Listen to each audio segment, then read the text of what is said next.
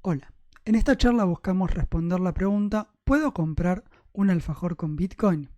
Para poder responder esta pregunta tenemos que entender cómo funciona el protocolo Bitcoin y qué es lo que nos permite hacer. Un poco de historia. Bitcoin es una red de criptomonedas que se creó o empezó a operar en 2009. En realidad esto proviene de un paper, de una publicación en la cual se establecieron las reglas de cómo funciona Bitcoin. Esta publicación es de 2008 y fue creada bajo el seudónimo de Satoshi Nakamoto. Bitcoin, para entender qué nos permite hacer básicamente transacciones de dinero. ¿Cómo operan estas transacciones? Bueno, en un banco normal tenemos dos cuentas, la cuenta A y la cuenta B, y podemos transferir dinero tomando de la cuenta A y transfiriéndolo a la cuenta B. Bitcoin opera un poco diferente y opera más parecido a lo que llamamos un cheque. Es decir, tenemos un usuario A que tiene un cheque por el valor de 10 pesos y para poder transferírselo a un usuario B, lo que tiene que hacer es escribir que es para el usuario B en el cheque y luego firmarlo con su firma.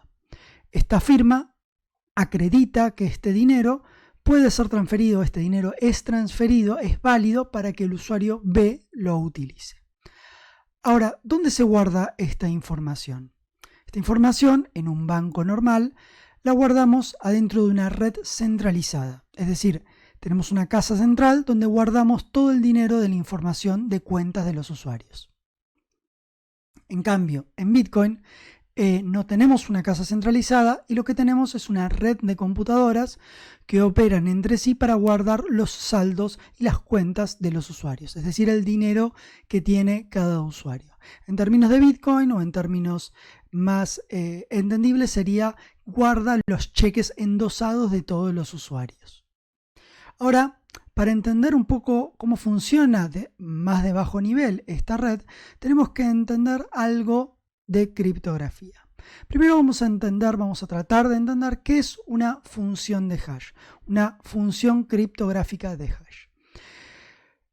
Una función de hash básicamente es una operación matemática que transforma un número en otro número. Tiene la particularidad de ser muy fácil de calcular, pero es muy difícil de predecir su resultado. Es decir, para los ejemplos que tenemos acá, vemos que el número 0 es transformado en el número 2413. El número 1 es transformado en el número 94C2 y el número 2 es transformado en el número 1465. Estos números son completamente distintos y es muy difícil predecir a partir del número de entrada de la función de hash cuál va a ser su resultado. Y en esto yace la dificultad de ir para atrás, es decir, de dado un número al cual queremos llegar, saber de qué número proviene aplicándole la función de hash. Ahora, ¿dónde se guardan estas transacciones? Bueno, las transacciones se guardan en bloques. Blockchain viene de bloque. Es una cadena de bloques. Cada bloque de una blockchain tiene una referencia a su bloque anterior, una referencia al bloque padre. El hash de todo el bloque, es decir, si el bloque lo tomamos como un numerito muy grande, aplicamos una función de hash sobre ese numerito muy grande. Y además tiene la lista de transacciones, obviamente una fecha y algo que llamamos número mágico, que ahora vamos a ver cómo es que funciona. El proceso para agregar un bloque a la blockchain se llama proceso de minado. El proceso de minado consiste en probar, básicamente en iterar una y otra vez pruebas. ¿Qué es lo que probamos? Modificamos este número mágico, en este caso para el ejemplo termina con el valor 33, lo probamos y obtenemos el hash. Si el hash empieza con una determinada cantidad de ceros, es decir, es más chico que un determinado valor, entonces decimos que el bloque tiene un cierto nivel de dificultad, es decir, es un bloque válido. En este caso, como el hash resultante de ese bloque es básicamente empieza con el 4, es decir, no empieza con ceros, ese bloque va a ser inválido. Vamos a probar de nuevo modificando ahora el número mágico que pasa de 33 a 34. De nuevo el hash que nos da es un hash inválido. seguimos iterando y eventualmente, ¿sí? En esta prueba llegamos a encontrar un hash que empieza con una determinada cantidad de ceros. Este bloque decimos que es válido y es un bloque que podemos transmitir al resto de la red para que lo consideren como válido. Si todos los nodos de la red o la gran mayoría de los nodos de la red lo consideran válido, entonces va a ser un bloque válido. Ahora, la blockchain es una cadena de bloques y tenemos bloques que son uno a partir del siguiente. Eventualmente puede pasar que a medida que vayamos agregando bloques, aparezcan bloques que no dependen del bloque que va a seguir por la cadena principal. Estos bloques se llaman bloques stale en la biografía, en términos de blockchain, y son bloques inválidos, son bloques que no contienen transacciones válidas. Es decir, que si de casualidad tu transacción cayó adentro de uno de estos bloques, entonces esa transacción es inválida, ¿sí? No está validada por la red. Esto va a determinar que ciertos bloques de la red sean inválidos y por lo tanto haya una cantidad de poder de cómputo que estamos invirtiendo para crear estos bloques que no sean válidos.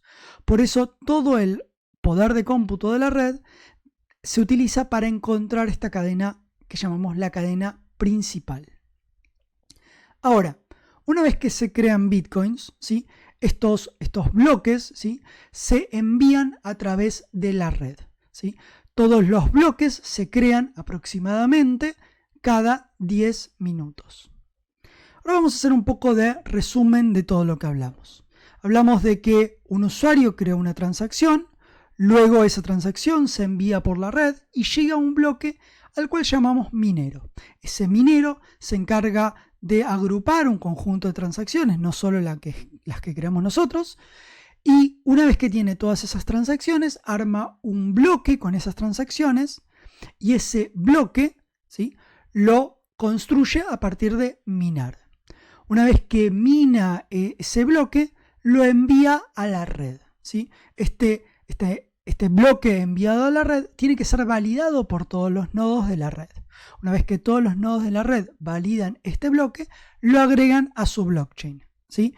Ese es el proceso para crear nuevos bloques y así validar las transacciones que fueron creadas por los usuarios. Ahora, ¿dónde ganamos dinero? ¿Sí? Bueno, se gana dinero en dos lugares en particular. Cada vez que se crea un bloque se gana dinero, es decir, se gana 12,5 bitcoins. Ahora, esa cantidad de bitcoin que se gana al crear un bloque va disminuyendo a medida que pasa el tiempo. Por eso decimos que la cantidad de bitcoin que existen en el mundo es limitada, está acotada. Por otro lado, el que se encarga de minar el bloque no lo hace gratis, es decir, el minero, el que toma nuestra transacción y la agrega a un bloque, no lo hace de gratis y nos cobra un porcentaje de nuestra transacción.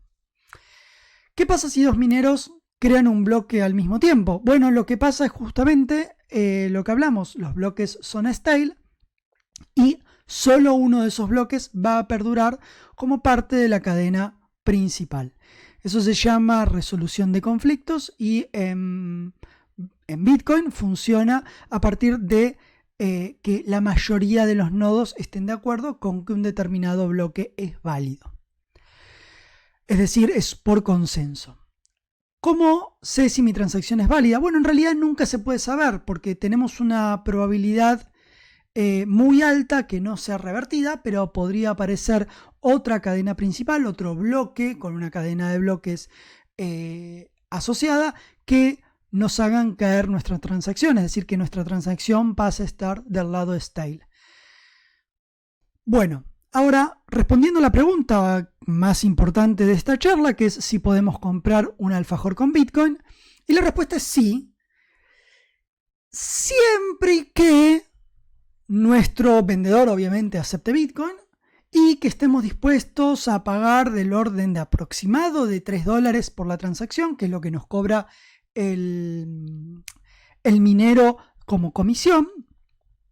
Y obviamente vamos a tener que esperar al menos una hora, es decir, lo que sería 6 bloques, que se creen aproximadamente 6 bloques, para decir que la transacción es válida, es decir, que la probabilidad que sea reverseada, que vuelva para atrás, es tan baja que podemos darla como válida, como una transacción que no va a volver para atrás. La verdad que esperar una hora en un kiosco para poder comprar un alfajor es algo bastante complejo de hacer, así que no creo que la respuesta sea un sí siempre.